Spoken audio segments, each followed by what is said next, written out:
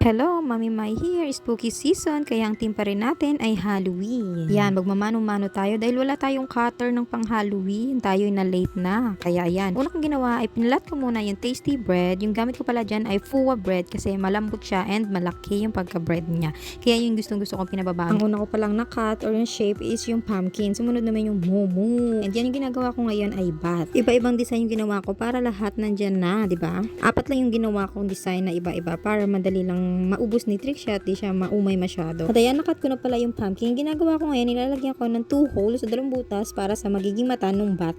And yung isa nilagyan ko lang, sinulatan ko lang siya ng food color. Edible pala yung pen na ginamit ko doon. And para naman doon sa dalawang mata ng mumu at saka bibig, ay gumamit lang ako ng nori sheets doon. Pinadikit ko lang din ulit ay yung mayonnaise. Ayan, sa unang bread pa lang, pinalaman ko lang dyan ay yung mayonnaise na chicken sandwich spread. Tapos nagprito lang ako ng ham and cheese. Tapos nilagyan ko lang din ng pipino para may konting gulay pa rin doon sa bread.